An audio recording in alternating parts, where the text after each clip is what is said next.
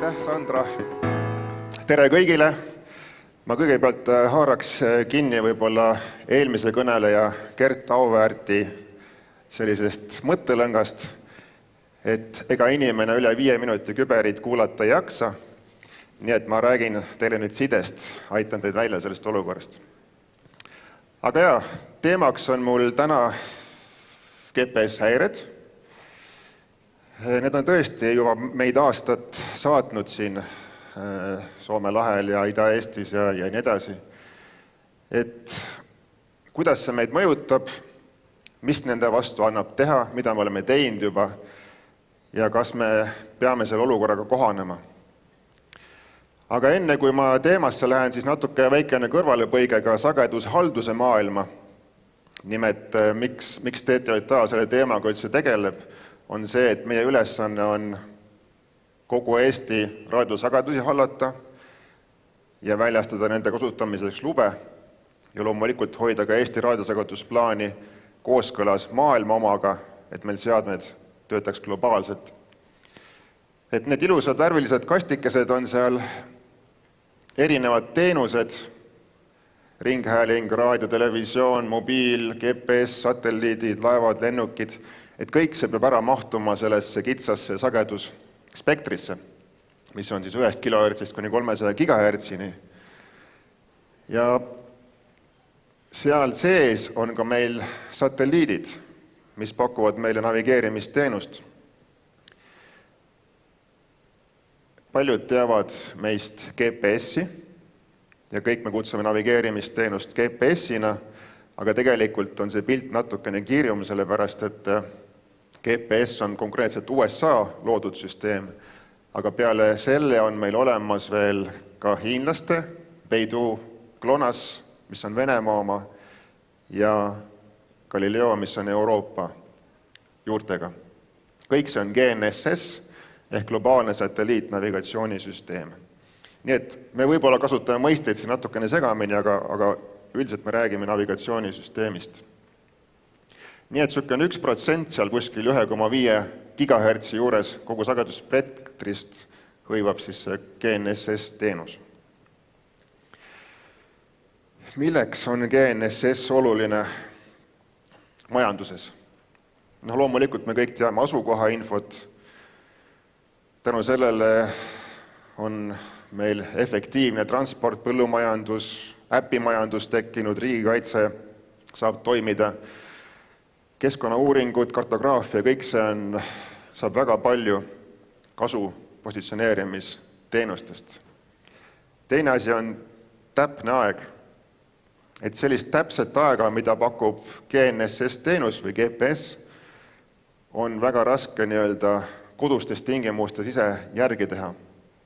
Ehk ajatemplid e-teenustes võivad saada alguse satelliitide antud sünkronisatsioonist, võrkude sünkro, side ja energia valdkonnas, andmekeskused ja nii edasi ja nii edasi. Nii et kõik on väga oluline. Ka kauplemine börsil, et tehingu tegemise hetk ja vastav tehingu hind, et need ajatemplid oleksid ikkagi õiged, et muidu tekib ju kahju või mõnikord ka kasu, kui hind läheb üles.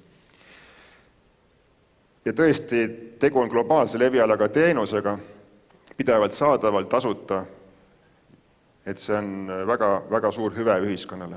Ja selle najale on rajatud paljud järgnevad teenused. Kuhu me oleme Eestis nüüd sattunud, on siis see olukord, et alates 2023 aasta juunist hakkasid tulema esimesed raportid, kus lennukid tuvastasid, et nende navigatsioonisüsteemis on häired. Nad kaotasid kohati GPS-positsiooni. Ja see jõudis suht kiiresti ka avalikkuse tähelepanu alla. See intsident Tartus lennukiga, kus lennuk ei saanud maanduda, kuna GPS-signaal oli häiritud. See tõstis selle teema kindlasti avalikkuse ees hästi fookusesse. Et selle all me näeme graafikut, kus on see intsidentide arv, et see 2024 aprill, mis on see tipp, et see oligi see hetk, kus see Tartu intsident oli ja ka piloodid hakkasid rohkem raporteerima sellest, et tõesti, et me kogeme ka neid häireid. Ja sellest see niisugune piik seal üles tõusis, hiljem aeg läks mööda kuid ja siis juba see raporteerimise entusiasm natukene rauges, et selle olukorraga justkui nagu harjuti. Meil on teada nende häireallikate asukohad. Neid on idapiiri taga 10. Nad töötavad vaheldumisi, mõnikord on neid vähem töös, mõnikord rohkem. Ja kõige rohkem muidugi on häirete intensiivsus öösel ja päeval natuke väiksem. Aga see pole kõik. Et alates oktoobrist 2024 lülitati sisse ka GPS-signaalide võltsimise seade teisel pool piiri, mis on ka oluline siis nii-öelda suund halvenemise suunas. Et see võltsimise mõju pidev ei ole, et see on aeg-ajalt, aga siiski teda on. Ja mõju on põhiliselt lennuliiklusele, et lennukid teatud kõrgusel tunnetavad seda häiret, mereliiklusele, sellepärast et Soome laht on suht otsenähtavusega sinna Peterburi piirkonda, kus need häired on pärit ja see mõjutab ka laevade sidet, et laeva siis navigatsiooni ja merel läbib teatavasti igasugune signaal paremini, kuna pole takistusi. Ega naabritel olukord parem ei ole. Lätis samamoodi õhuruumis, et neil küll intsidente pole olnud lennukitega. Leedus on nende lähim allikas on Kaliningradis ja ka mõju õhusõidukitele. Soome õhuruum, Soome laht, samamoodi nagu meil. Rootsi on jäänud natukene kõrvale, et ei ole probleeme täheldanud. Ja Norra põhjaosas on ka üsna pidev siis GPS-signaalide häirimine. Ja Taani värsked uudised on see, et mõju merealal on ka päris arvestatav, et Taani väinad on väga kitsad ja laevade navigeerimine see on hästi keerukas, nii et see on päris ohtlik, kui nüüd kapten ei ole tähelepanelik. Mis aga on õnneks on see, et see mõju ei ulatu maa peale. Et tavainimesed, kes maa peal navigeerivad oma seadmetega, nemad seda täna ei tunneta. Kui me tunnetaks, oleks loomulikult olukord hoopis teistsugune. Et kui te küsite, et kuidas Venemaa ise selle olukorraga hakkama saab, et teatavasti nii Moskva kui ka Peterburi ümbruses on see segamine päris tugev. Ja nii nagu see on välja tulnud, on selle eesmärk kaitsta droonide eest neid linnu, ehk siis nagu õhutõrjeline ja militaarne eesmärk, mille mõju paraku ulatub ka üle piiride ja meie territooriumile ja õhuruumi. Aga jah, Venemaa olukorra kohta Venemaal endas pole väga palju infot, ma natukene otsisin internetist. Avalikud allikad suhteliselt vaikivad, küll aga märkasin, et näiteks Yandex Map on parandanud oma navigeerimisalgoritme just selle tõttu, et saada paremini ja täpsemini inimestel näidata nende asukohta, kui nüüd mingisugune häireolukord on, et see natukene filtreeritakse seda infot, et mida kuvatakse ja võib-olla tehakse mingisuguseid lihtsamaid juhendamisi, kui nüüd GPS-signaali just ei ole, et sellised natuke traditsioonilisemaid, et keera paremale ja sõida 100 meetrit edasi ja nii edasi. Et ühiskond kohaneb. Et siin natukene ma räägin, mis asi see spoofimine ehk asukoha võltsimine on. Et siin on üks hea näide sellest, kuidas laev on väljunud, see vist on Sillamäe sadam, ja asunud põhja suunas liikuma natukene niimoodi lääne poole ka.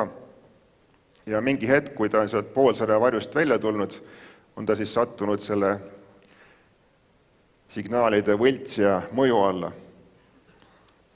Kuidas see välja näeb? See tähendabki seda, et see navigatsiooni vastuvõtja, mis on laeva peal, tema enam ei kuule kosmoses olevaid satelliite, mis on 20 000 kilomeetri kaugusel ja üsna nõrga signaaliga, vaid ta võtab oma positsiooni kindlaks tegemiseks hoopis selle tugevama signaaliga võltsija, kes siis edastab talle nagu võltsitud asukohta. Ja lihtsalt laev hüppab ka kapteni kaardil tõenäoliselt mingiks hetkeks siis kuskile täiesti teise asukohta või pannakse ta nagu tiirlema või pöörlema siis kuskile mitte õigesse asukohta. Et seda juhtub nii laevadega kui ka lennukitega. Eesti õhuruumis on lennukitele välja antud ka selline hoiatus, et rahvusvahelises lennunduses käib see selliste NOTAM teadete abil. Piloodid viivad ennast kurssi sellega enne, kui nad lendavad mingile territooriumile. Ja seal täiesti selgelt on öeldud, et hoiatus, et GNSS signaali interferents või spoofing võib aset leida siis Eesti õhuruumis. Ja see hoiatus kehtib hetkel 13. veebruarini ja tõenäoliselt see jätkub ka peale seda.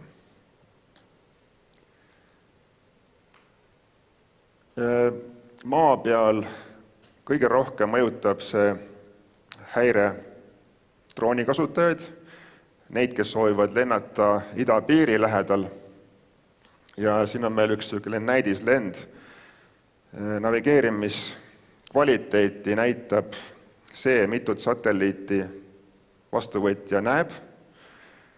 Ja siin oleme suht idapiiri lähedal teinud ühe õhkutõusmise ja me näeme, et mida kõrgemale lähme, seda vähem satelliite see droon nägi, kuni lõpuks ta hakkas triivima siis üldse sellest oma asukohast kaugemale.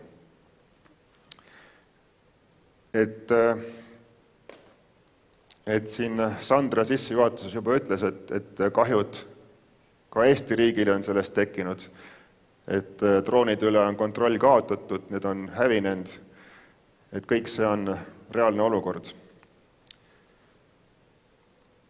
Meedias on laialdane kajastus, teema on kuum nii Eestis kui mujal ja tekib küsimus, et miks siis ei saa midagi ette võtta? Kas ei ole siis reegleid, mida peavad osapooled täitma, et tagada side ja turvaline navigeerimine või kuhu pöörduda, kes siin korra majja lööks? Et tegelikult on olemas selline ÜRO organisatsioon nagu Rahvusvaheline Telekommunikatsiooni Liit, ITU, mis on 1865 asutatud. Väike kõrvalepõige, miks ta asutati, oli see, et side muutus tol hetkel rahvusvaheliseks. Tuli nimelt selline seade nagu telegraaf ja lepiti kokku, et me ühtemoodi aru saaks sidest, lepiti kokku Morse tähestik. Et Morse tähestik ongi see 1865 kokku lepitud rahvusvaheliselt. Et see on selle liidu algus. No loomulikult tänasel päeval ta hoolitseb kogu side ülemaailmse korraldamise eest, et see oleks standardiseeritud, kõik toimiks üksteise vahel ja nii edasi. Ja seal on kokku lepitud rahvaste ja riikide vahel konstitutsioon ja raadioreglement, mis siis räägib seda, et kuidas riigid üksteisega käituvad, kuidas lepivad kokku sageduskasutuse, kui kellegi territooriumil peab mingisugune tahes tahtmata mingi signaal jõuab ka teise riigi territooriumile, et kõik need koordineerimised ja asjad käivad sellise protseduuri järgi, mis on seal kirjas. Loomulikult see raadioreglement rahvusvahelise õigusena ütleb ka seda, et üks riik ei tohi teisele põhjustada kahjulikku häiret. Samuti ütleb ta seda, et ei tohi edastada valesid või eksitavaid signaale, mis käib tegelikult spoofingu kohta. Ja juhul, kui selline olukord riigis tuvastatakse, siis selle antud riigi kohustus on teavitada teist riiki ja paluda lõpetada see tegevus. Me oleme pöördunud TTJA poolt 5 korral Vene sideadministratsiooni poole, kirjutanud, et lõpetage see, oleme andnud tehnilise info, kuidas see meid mõjutab, aga paraku ei ole see tulemusi andnud. Aga me jätkame kirjutamist. Siis koostöös Välisministeeriumi ja teiste partneritega tegelikult nii rahvusvaheline merendusorganisatsioon, lennundusorganisatsioon kui ka sideliit pöördusid ühiselt ÜRO peasekretäri poole ja tõstatasid selle murekoha. Ja loomulikult me ka naaberriikidega teeme koostööd. Meil on ühised formaadid, kus me koordineerime tegevusi poliitiliselt, rahvusvaheliselt. Nii et kõik on selles suunas, et see häirete tekitamine lõpetada.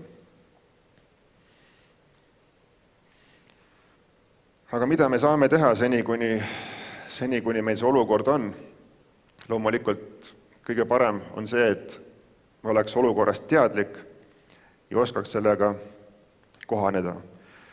Et meil TTJA-s on võimekus seda olukorda hinnata.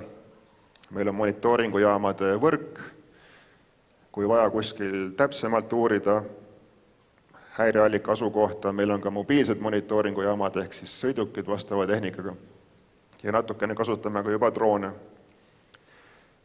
Meil on ka selline spoofingu sensorite võrk, mis avastab tuvastada neid signaali võltsimisi, et kui sensor on nagu koht kindlalt paigal, aga mingi hetk hakkab ta andma oma asukohta täiesti mööda infot, siis järelikult on käimas signaali võltsimine.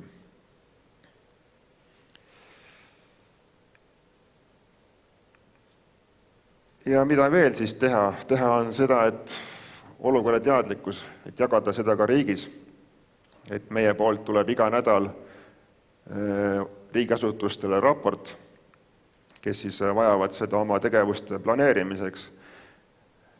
Tegevuste nagu näiteks seirelennud, mingisugused vaatlused drooniga kuskil, keskkonna erinevad vaatlused, kartograafia tööd, et nad saaksid oma tööd planeerida sellesse aega, kus see häire on nagu väiksem, et meil on see info nagu olemas. Loomulikult tuleb muuta ka oma tööprotsesse, õppida ümber võib-olla lennuvahendeid juhtima käsitsi, hinnata riske, et mis võib juhtuda, kui juhtub õnnetus seal mõne lennuvahendiga või midagi valesti. Ja loomulikult jätkata rahvusvahelist koostööd, et hoida seda pildil, seda meie mure kohta.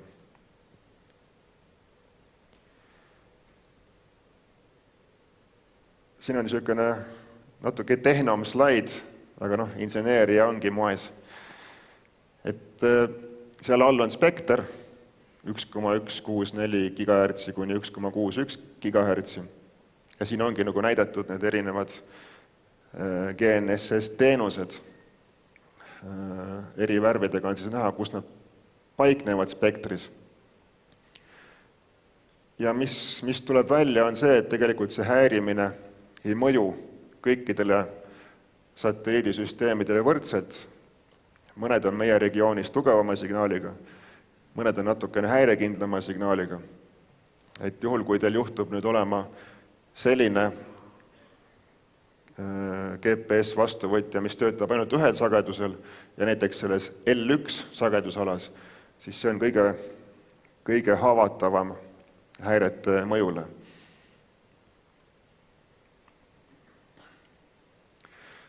Aga mis oleks tehnilised lahendused, mida annaks häirete olukorrast teha?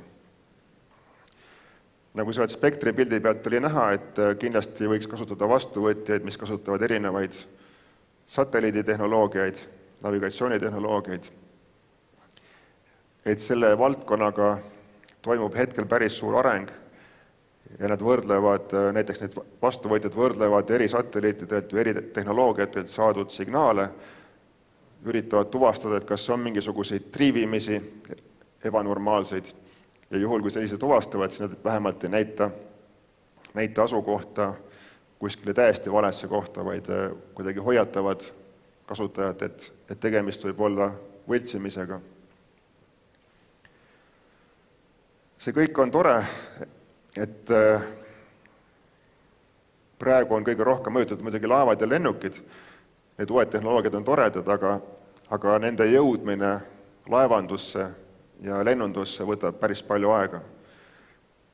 Et muutused nendes valdkondades on hästi aeglaselt tulema, aga tõenäoliselt nad tulevad. Õnneks siiamaani ohtu laevandusele, lennundusele ei ole selles mõttes, et lennukil on olemas ka muid navigatsioonivahendeid, et on olemas raadiomajakad maa peal, erinevad peilimissüsteemid ja nii edasi.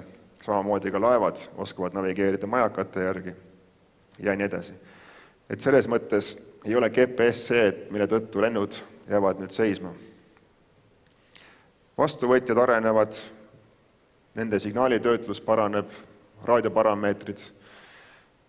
Mis veel on laialdane valdkond, on siis nagu intelligentsed antennid, mis siis suudavad ennast elektrooniliselt kallutada häireallikast eemale ja rohkem siis suunata ennast kasuliku signaali suunas. Ka need võivad aidata natukene. Hübriidnavigatsioon, klassikalised lahendused juurde panna sellele satelliitnavigatsioonile, inerts, navigatsioon, maapealsed raadiomajakad, kompass, et kõik see toetab, et tekitada selle asukoha määramise usaldust. On olemas ka krüpteeritud navigatsiooniteenus riigiasutustele, mida pakub siis Euroopa satelliitsüsteem Galileo. Et selle eripära on siis see, et seal on olemas ka krüpteeritud asukoha info saatmine. See tegelikult teeb selle süsteemi võltsimiskindlaks, küll aga ei ole ta häirekindel, et samamoodi kui ikkagi tugevama signaaliga allikas, mis on sulle lähedal, teeb kõva müra ja sa ei kuule satelliiti, mis on 20 000 kilomeetrit kaugel, siis ei aita ka see krüpteerimine. Ja kui ma alguses rääkisin, et täpne aeg on ka üks selle GNSS-süsteemi oluline teenus, siis tasuks mõelda, milliseid täpse ajaallikaid veel annaks kasutusele võtta erinevate süsteemide käitamiseks. Aga kui nüüd ennustada tulevikku, siis ma pigem arvan, et lähiajal küll olukord nagu nii hulluks ei lähe, et meil maa peal lausa navigeerimine oleks häiritud. Et sellel ei ole nagu naaberriigi poolt nagu strateegiliselt mingit mõtet hetkel, vaid nende fookus on ikkagi täna suunatud õhuruumile, et maa peal just ohte hetkel ei ähvarda. Aga õhuruumist nad kindlasti lähiajal ei kao, et nende intensiivsus natukene kõigub suuremaks, väiksemaks ja paratamatult tuleb sellega arvestada, kui keegi töötab õhuruumis või seilab siis meredel. Vot, minu poolt hetkel kõik. Aitäh!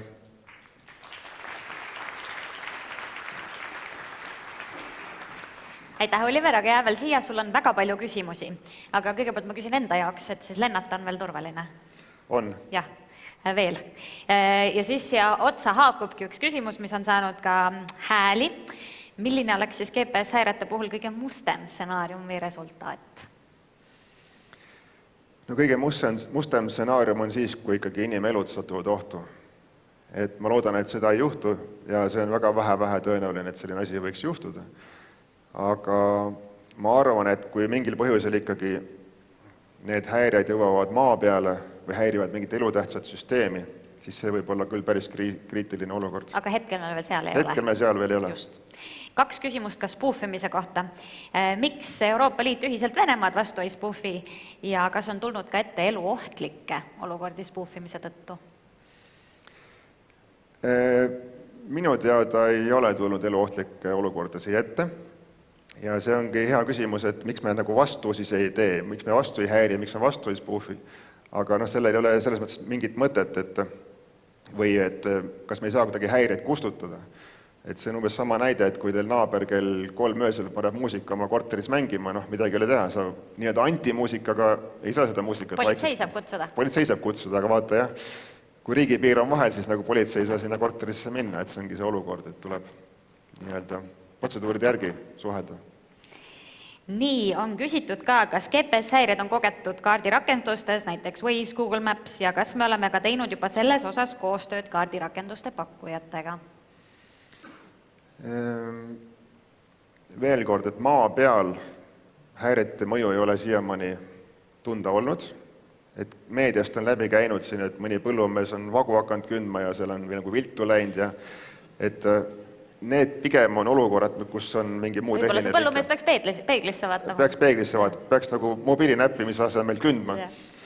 Et need olukorrad pigem on mingitest muudest olukordadest ajendatud. Aga mis puudutab nii-öelda seda, et kas navigatsioonirakendused, näiteks Waze, Google Maps, et kas nad võiks enda sisse nagu integreerida mingisuguseid selliseid mehhanisme, mis tuvastavad, et ei ole ju reaalne, et ma mingi hetke, kui hüppan kuskile Moskva alla oma autoga või niimoodi, et ta vähemalt sellist valet infot ja näiteks kasutajale, et neid asju kindlasti võiks arendada. Hästi lühike lugu siia vahel, et kunagi üks Eesti siis platvorm nimega Bolt, kes pakkus Aafrikas teenust, tuli välja, et seal kunagi ei jõudnud autojuhid õigel ajal klientide juurde õigesse kohta, et ikka nad olid kusagil mitusada meetrit siin ja seal kohas vales. Ja siis hakati uurima, tuli välja, et seal mobiiltelefonid olid ilma GPS toeta. Nii et see võib ka probleem olla, alati ei olegi häiringutes asi. Aga viimaseks küsimuseks sulle, tulevikku vaadates, millistele strateegilistele kohtadele peame mõtlema, et GPS-jamming meid nii palju ei mõjutaks? Nii lihtne küsimus. Strateegilistele kohtadele. See on tõesti huvitav küsimus. Aga sa võid mõelda selle peale ja siis päeva lõpuks, kui sa tuled auhinda võtma, siis ütled õige vastusega. Või siis vasta 30 päeva jooksul. Jah. Väga hea. Suur aitäh Oliverile! Aitäh!